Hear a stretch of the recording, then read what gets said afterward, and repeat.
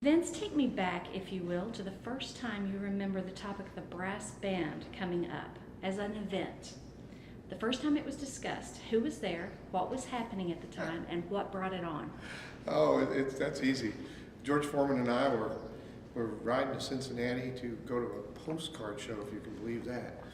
And we collect band memorabilia, and the Advocate Band had already started, so it had been in existence about 2-3 years.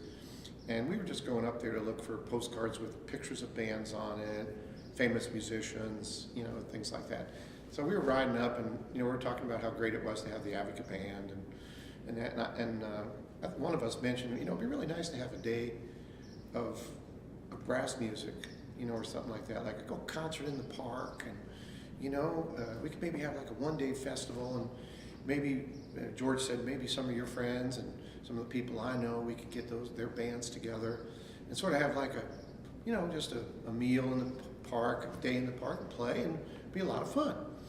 And so we kind of left it at that until about 2 weeks later. George called and said, "Hey Vince, what are you doing on 2 days, like 2 days from now in the afternoon?"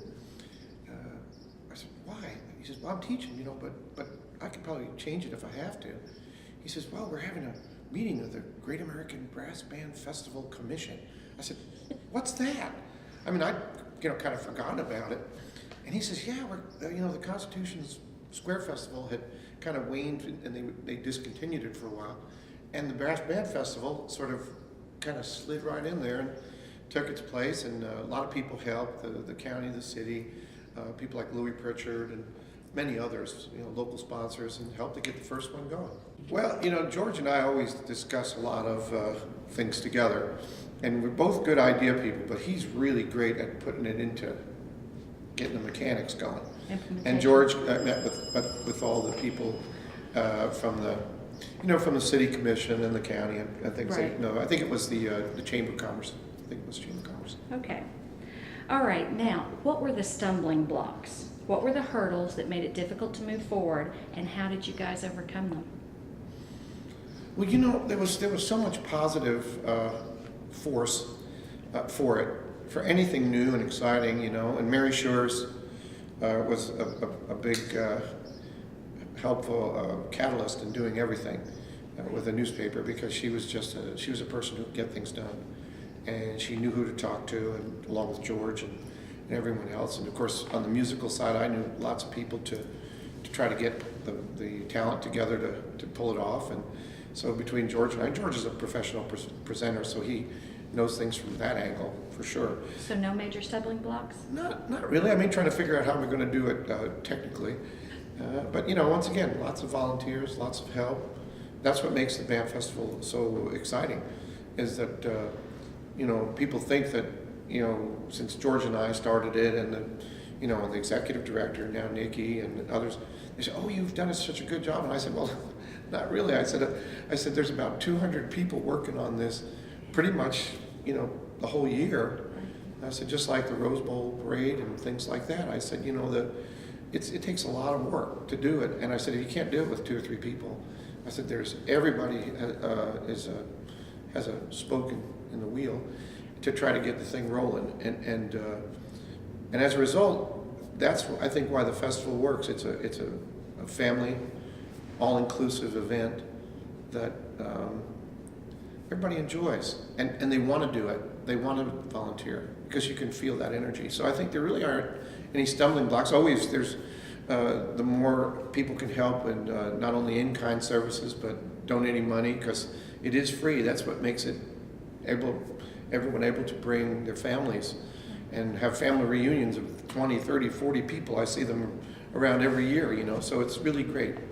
Okay, terrific. What are some of the biggest advances that you've seen in the festival since year one?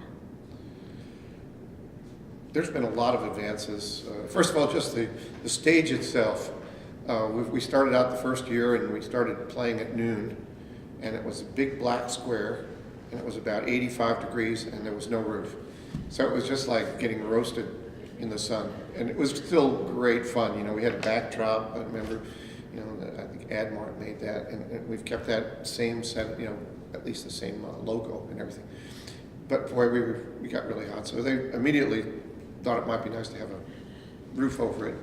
And of course, the lighting has gotten better. The sound is gotten, you know, tremendous.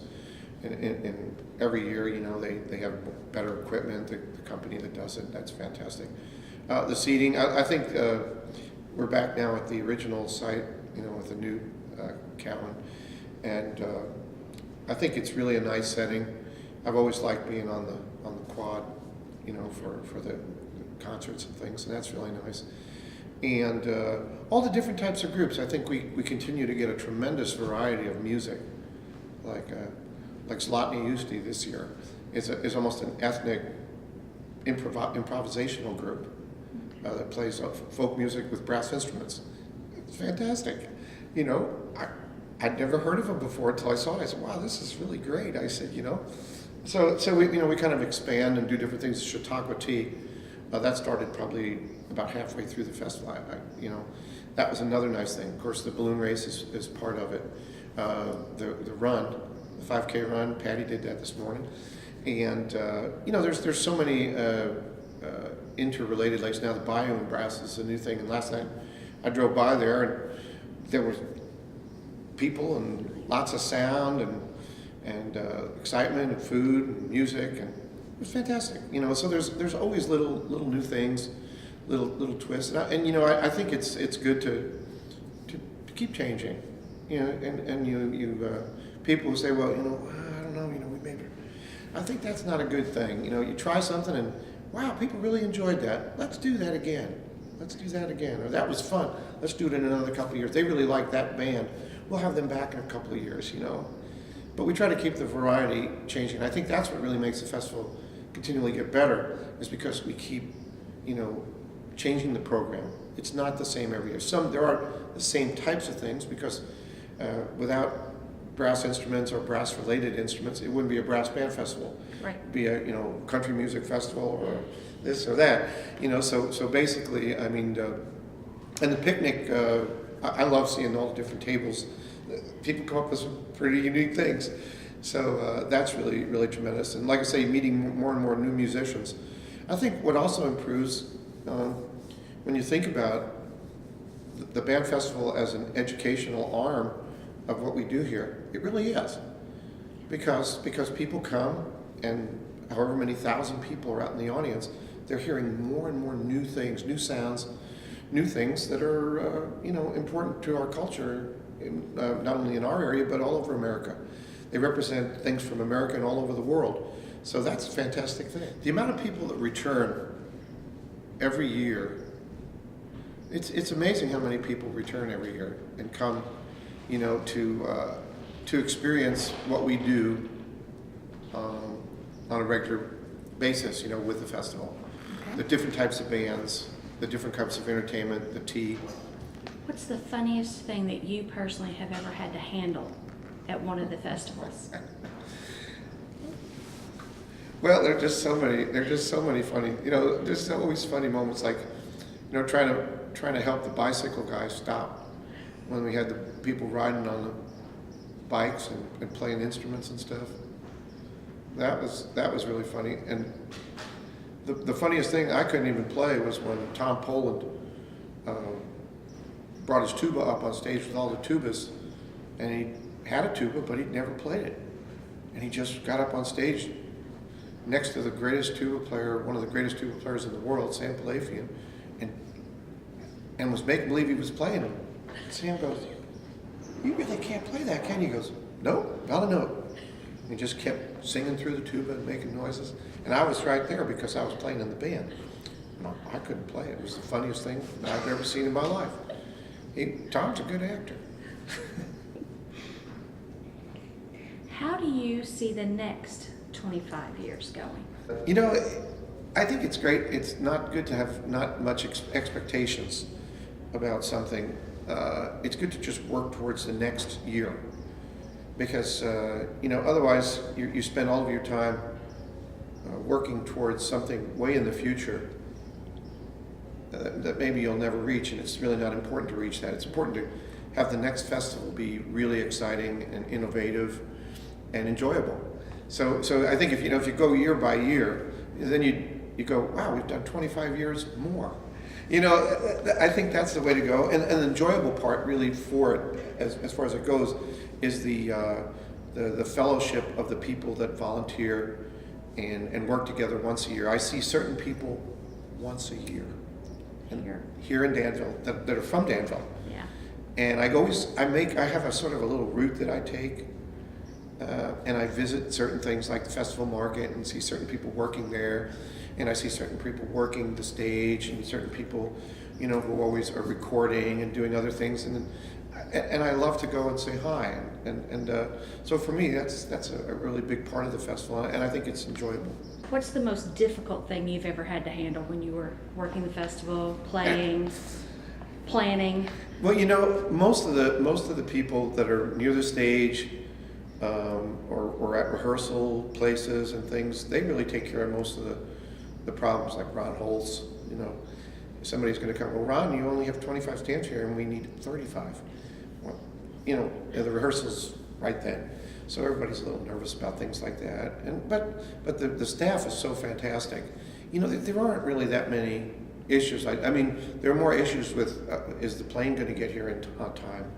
The bus is caught in traffic for the band that usually is not far from here, and they leave a little later than they normally do, and things like that. But I think overall the staff is so they cover so much ground and they have so much knowledge that a lot of that takes place, and the communication is great between the different parts of the festival.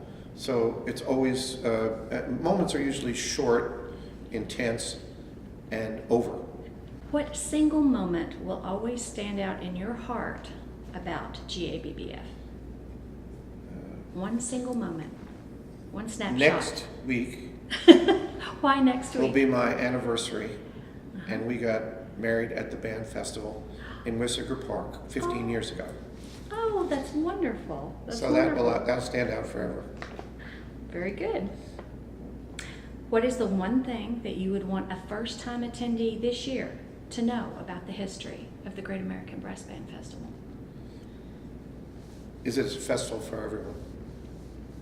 If you could transport right this second forward 25 years to the 50th, what would you like to say to those attendees about the 50th anniversary of the GABBF? That it's something that will be enjoyed by the next 50 and the next 50 after that, because it's a human experience. It's an experience that doesn't change with time.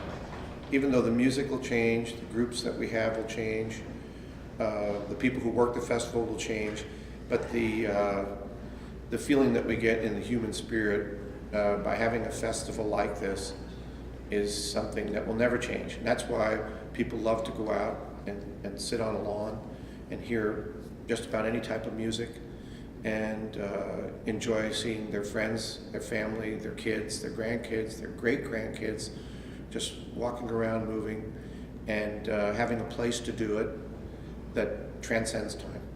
As a person who plays music, the Brass Band Festival has been tremendously catalytic in the amount of friends that we make in music. Usually when I go to perform somewhere, I'm the only guest, and I'll be playing with some band or orchestra or jazz band or something, or recital, and it's wonderful. I love doing that.